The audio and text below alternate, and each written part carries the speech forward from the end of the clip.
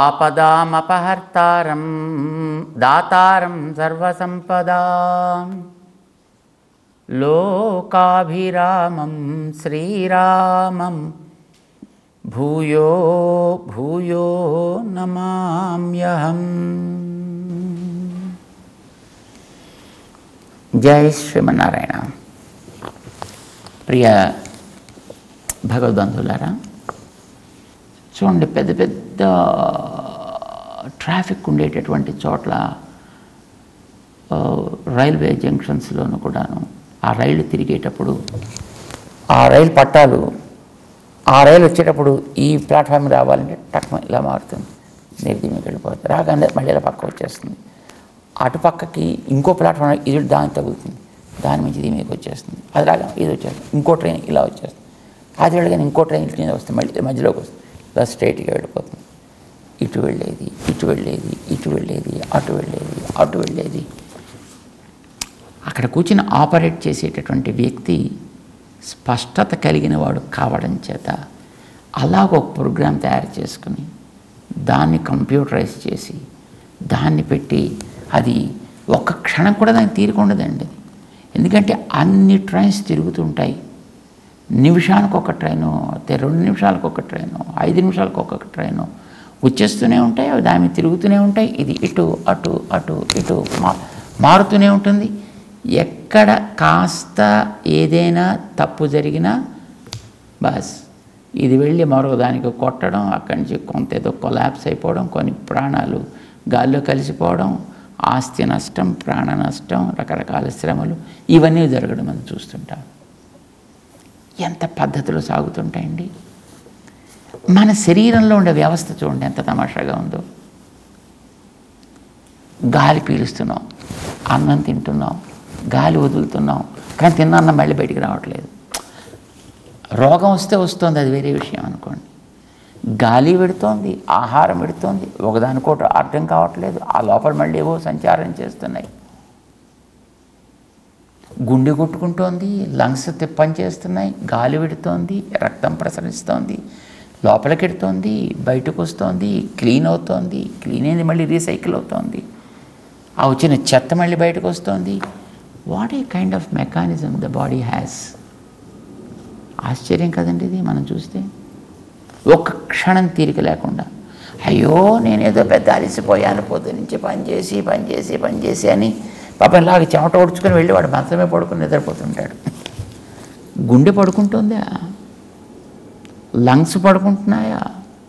రక్త ప్రసారం పడుకుంటుందా? వాయు సంచరణ పడుకుంటుందా? ఇవి మరి 24 అవర్స్ ఇవి పనిచేస్తున్నాయి కదా. ఎలా పనిచేస్తుంది? నీ శరీరంలో సాగేటటువంటి ప్రతి క్రియ నువ్వు అనుకున్నట్టుగా నీ వల్లనే జరుగుతోందా? ఇది మనం ప్రశ్న వేసుకోవాల్సింది. నేను చేస్తున్నానండి, నాదండి ఈ పని, నా వల్లండి ఇది జరిగింది, ఇలా చాలా మనం చెప్తుంటామని. నీ కర్తృత్వం ఎంతవరకు ఒకసారి ఆలోచించి చూద్దాం. మన శరీరంలో వరకే మనకి దేని మీద కర్తృత్వం ఉన్నది? ఏ ఇంద్రియం మీదైనా నీ కర్తృత్వం ఉందా? నో. నిజంగా ఆలోచిస్తే ఏది నువ్వు అనుకున్నది నువ్వు అనుకున్నట్టుగా నీ దేహంలో కూడా సాగటం లేదు. మరి ఎవరు చేస్తున్నట్టు? దానంతట అదైతే ప్రవర్తించే శీలం కాదు దీన్ని. అది ఉన్నప్పుడు తెలియగానే పోయాక తెలుస్తుంది అది. ఎందుకంటే పోయాక కూడా అన్నీ ఇక్కడే ఉంటాయండి. గుండె ఇక్కడే ఉంది, ఊపిరితిత్తులు అక్కడే ఉన్నాయి, కిడ్నీస్ అక్కడే ఉన్నాయి, లంగ్స్ అక్కడే ఉన్నాయి, లివర్ అక్కడే ఉంది, మరి ముక్కు అక్కడే ఉంది, కళ్ళు అక్కడే ఉన్నాయి, చేతులు అక్కడే ఉన్నాయి, పైప్స్ ఉన్నాయి, ఎముకలు ఉన్నాయి, లోపల ఉండాల్సిన రక్తం అంతా అక్కడే ఉంది, సెల్స్ అన్నీ అక్కడే ఉన్నాయి. Everything whatever is now even after that also is there కదా. ఏ ఒక్కటి మిస్ కావట్లేదు ఇక్కడ, కానీ ఏ ఒక్కటి పనిచేయదు. ఇప్పుడైనా మొత్తం ఇంత మెకానిజం అద్భుతంగా పనిచేసుకుంటూ పోతుంది దాని మానంతా. ఎక్కడ వేలుకి చివర ఉండేటటువంటి అంచు స్కిన్ మీద ఉండేటటువంటి నరాల లోపల ఉండే రక్త ప్రసరణ దాకా మన చెవికి అంచులో ఉండేటటువంటి ఈ కొనలోని ఆ చర్మపు లోపల ప్రవర్తించేటటువంటి నరములలో రక్త ప్రసరణము దాకా ఏది ఆగకుండా ఏది ఎక్కడికి వెళ్ళాలో అది అక్కడికి, ఏది ఎంత ఫిల్టర్ కావాలో అదంతా ఫిల్టర్ అవుతుంది. ఎందుకంటే ఈ మనకి మామూలుగా ఈ పెద్ద నరాల్లో ప్రవహించే రక్తం లాంటిది ఇక్కడ దాకా వస్తే దాంట్లో దూరదేమో, కనుక ఇక్కడ దాకా వచ్చే రసం ఏదో ఒక రకమైనటువంటి ప్యూరిఫికేషన్ ప్రాసెస్లో క్లీన్ అయ్యి ఇక్కడ దాకా రావాలి. ఏదో మిగతా చోట్ల వెళ్ళే రక్తం ఏదో అలాంటి చోట్లకి వెళ్ళాలి. కానీ అంత బాగా purification, analysis are needed dilution are purification probably and sending to the spot where it is really needed without any stoppage all through 24/7 into 365.4 జరుగుతూనే ఉంటుంది. అలాగా ఎవడు చేస్తున్నాడు? నువ్వా? మామూలుగా అనుకుంటాను నేనేనండి, నేను కావాలంటే తింటున్నా, కావాలంటే పడుకుంటున్నా, కావాలంటే లేస్తున్నా, కావాలంటే మూస్తున్నా, కావాలంటే ఇంకోటి చేస్తున్నా. Think properly. ఒక జాగ్రత్తగా ఆలోచించి చూడవా. నువ్వు చూడాలనుకుంటేనే చూస్తున్నావా? నువ్వు ఇటు చూడాలనుకుంటే ఆ కన్ను ఇలా చూస్తున్నావా? నువ్వు ఇది తలవాలి అని కూర్చుంటే దానికి అక్కర్లేదో సవాలు అక్కడ తలవడం ప్రారంభం చేస్తుంది నీ తల. మన ఇంద్రియాలు ఏవి కూడా మనం చెప్పినట్టు మాత్రమే పని చేయటం లేదు, మనకి తెలిసినంత మాత్రమే పని చేయట్లేదు, మన వల్ల అసలు పని చేయటం లేదు. మనకి ఏదైనా కాస్తో కూస్తో స్వాతంత్ర్యం ఉండి పని చేయిస్తే దానివల్ల పాడవుతున్నాయి తప్ప, వాటంతటా అవి నేచురల్గా ఉండేటప్పుడు సిస్టమ్ అంతా హాయిగా సాగుతుంది. కానీ మనకి కర్తృత్వం కాస్త ఏర్పడ్డ తర్వాత మనం ఏదో చేద్దామని దాని మీద ప్రయత్నం ప్రారంభిస్తే ఆ చేసినవన్నీ దీనికి మరింత డిటీరియేషన్ కోసం అని చెప్పి మరింత దిగజారడానికి పనికొస్తున్నాయే తప్ప బాగుపడడానికైతే పనికి రావట్లేదు అనేది వాస్తవమా కాదా? మీ అంతటా మీరే ఆలోచించి చూసుకోండి. ఎవరిని అడిగితే బాగుండదు, సిగ్గుగా కూడా ఉంటుంది. ఎవడా లోపల నుండి పని చేయించేది? ఈ శరీరంలో ఎవడో పని చేస్తున్నాడు, ఆ శరీరంలో ఎవడో పని చేస్తున్నాడు, ఆ శరీరంలో ఎవడో పని చేస్తున్నాడు, ఈ శరీరంలో ఎవడో పని చేస్తున్నాడు. వీడి పని వేరుగా ఉంటుంది, వాడి పని వేరుగా ఉంటుంది, ఇంకొకటి పని వేరుగా ఉంటుంది, ఎవడి పని వాడికి వేరుగా ఉంటుంది. ఎవడి భావాలు వాడుకుంటున్నాయి, ఎవడి తెలివితేటలు వాడుకుంటున్నాయి. ఒకటే పని అయినప్పటికీ కూడా చేసే వ్యక్తిని బట్టి దాంట్లో మార్పు ఉంటుంది. కానీ అవుట్ ప్రోడక్ట్లో and commitments levels are different. So ఎవడు పని చేయించేది అని కాదండి.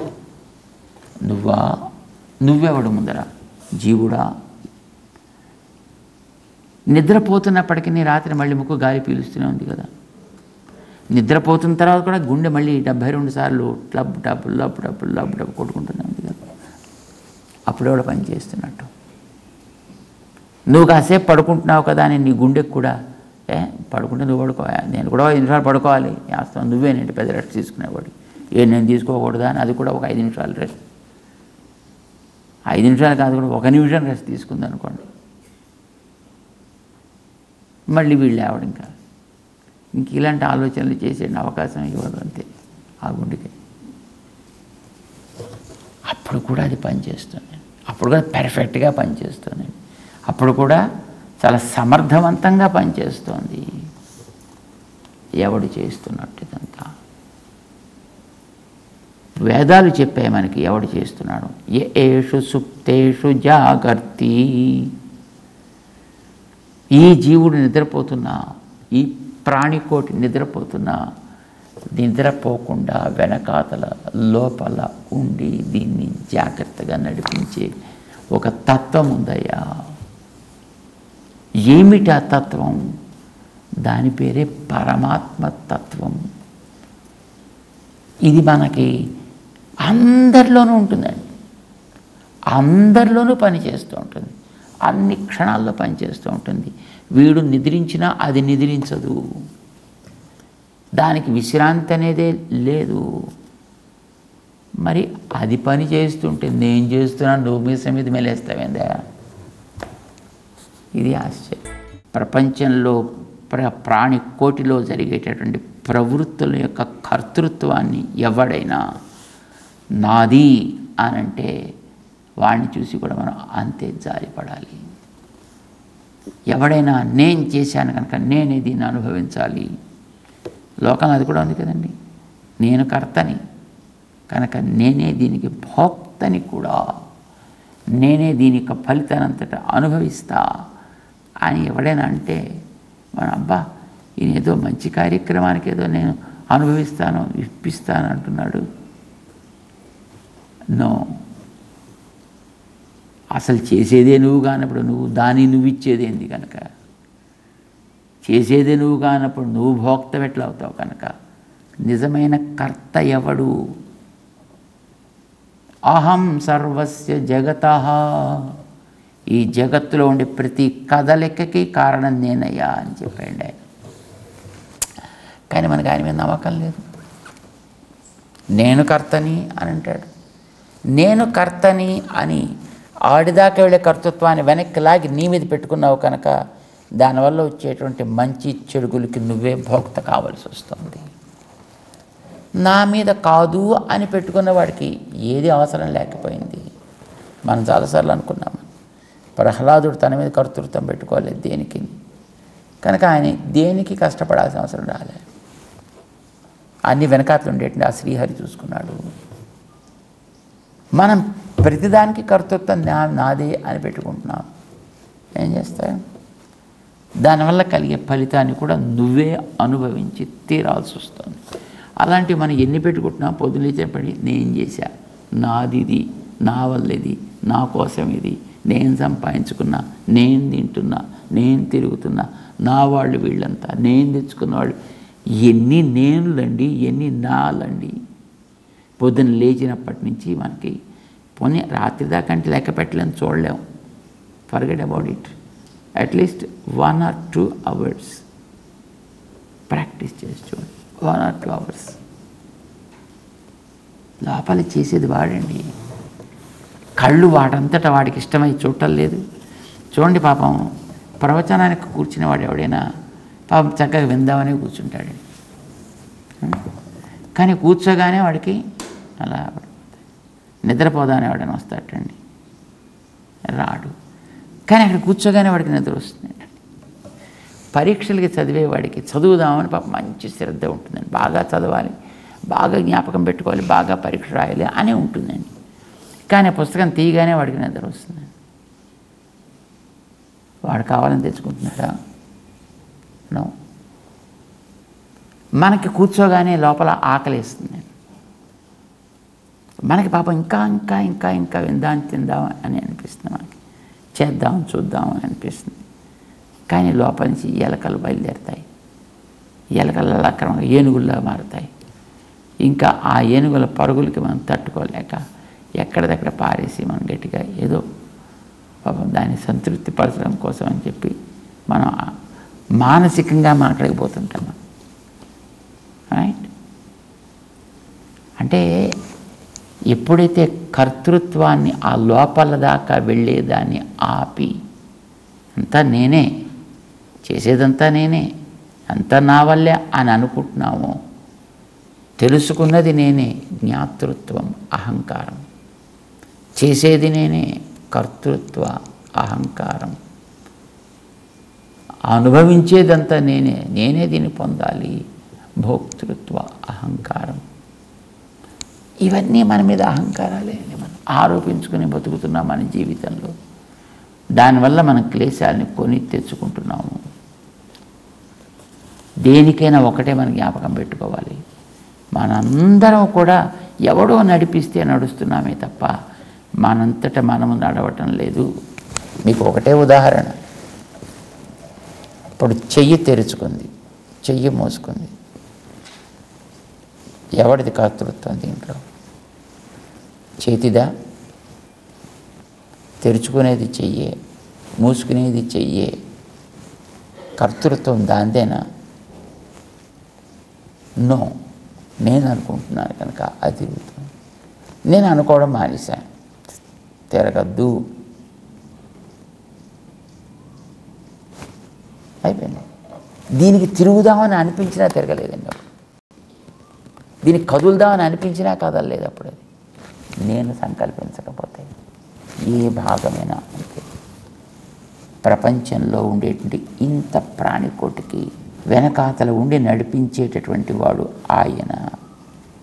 అందుకోసమే గత అధ్యాయాల్లో 4-3 అధ్యాయాల్లో మయి సర్వాణి కర్మాణి సన్యస్య అధ్యాత్మచేతసా, నా యందు అర్పించవయ్యా, పనులు కాదు, పనుల వెనక నీలో ఉండేటటువంటి సంకల్పాన్ని నా యందు అర్పించు. పనులు అర్పిస్తే మనం బతకద్దు. తినిపించేవాడు ఆయనే కనుక నన్ను తినిపించుగాక అని నువ్వు చేతుల పట్టు కూర్చుంటే మరి అది నోట్లోకి రావద్దు. అది చేత నువ్వే తినాలి. కానీ ఈ తినే శక్తిని ఇచ్చినవాడు ఆయన, నమిలే శక్తిని ఇచ్చినవాడు ఆయన, లోపలికి పంపించేవాడు ఆయన, జీర్ణము చేసేవాడు ఆయన, తిరిగి మళ్ళీ బయటికి పోయేటట్టు చేసేవాడు ఆయన, దీన్ని అంతటిని శుద్ధి చేసే మళ్ళీ ఆ నీళ్ళని ఇచ్చేది కూడా ఆయనే. అన్నీ ఆయనే ఇస్తాడండి. ఇది మనం మనస్సులో గుర్తించాలి, ఫిజికల్గా పనిచేయాలి. అందుకని అధ్యాత్మచేతసా మయి సన్యస్య, గుర్తు తెలిసినటువంటి మనస్సుతో నా యందు సమర్పణ చేయి. ఇప్పుడు హాయిగా సరిగ్గా పనులు చేసుకుంటూ పో, ఇప్పుడు నీకు ఇబ్బందే లేదు నీకు. ఇది మనకి తెలియాల్సింది. కానీ నిజానికి అది మనకి తెలియకపోవడం చేత కర్తృత్వాన్ని మన మీద పెట్టుకుంటున్నాం. మనకి గుండెని మనమే నడిపిస్తున్నాం అనుకుంటున్నామండి. చాలా గుండె నడిపిస్తున్నాం మనం.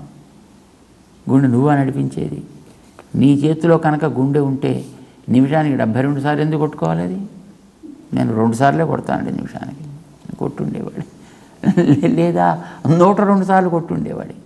మనకు తెలుసును మన గుండెని ఇప్పుడు మనమే హ్యాండిల్ చేద్దామని ప్రయత్నం చేసేటప్పటికీ పాపం బీపీ పెరిగిపోవడమో, లో బీపీలోకి వెళ్ళిపోవడమో, అక్కడి నుంచి డాక్టర్ల చుట్టూ తిరగడం, జీవితాంతం మందులు వాడుతూ బతకడంతో మనకి జీవితం గడుస్తుంది. When you started handling, then it leads to BP, either low BP or high BP, but not normalcy is maintained. And when you kept the person away from the technology, away from the modern science, the person feels pretty happy. మనకి ఈవేళ చదువుకున్నటువంటి చదువులు భగవంతుడి మీద భారం పెట్టడం అనే విషయాన్ని కావాలని మన చేత మరపింపచేస్తున్నాయి. అది మనలో కలగకుండా ఉండేటి చేస్తున్నాయి. నేనే చేస్తున్నాను అనే దురహంకారాన్ని పెంచుతున్నాయి. పాడైపోతున్నాడు. ఈవేళ మనకి ప్రపంచంలో ఇంత పెద్ద టెక్నాలజీ ఇంత డెవలప్ అయిందని మనం అనుకుంటున్నాం. Very simple. ఇదివరకు ఇవేమీ లేనప్పుడు హాయిగా మనిషి తిన్నాడు, తిరిగాడు, ప్రకృతిని బాగా అట్టబెట్టాడు, వాడు సుఖంగా బతికాడు. ఈవేళ ఇంత మనం సెటప్ పెంచుకుని కూడా క్షణకాలం విశ్రాంతి, సుఖం అనేది లేకుండా ఎప్పుడు ఎప్పుడు ఎప్పుడు ఎప్పుడు చూసినా ఈ గుండె ప్రాబ్లమో, లేకపోతే తలకాయ ప్రాబ్లమో, లేకపోతే రెస్పిరేషన్ ప్రాబ్లమో, లేకపోతే కిడ్నీస్ ప్రాబ్లము, ఇంకోటి ప్రాబ్లము, మరొకటి ప్రాబ్లము. My God.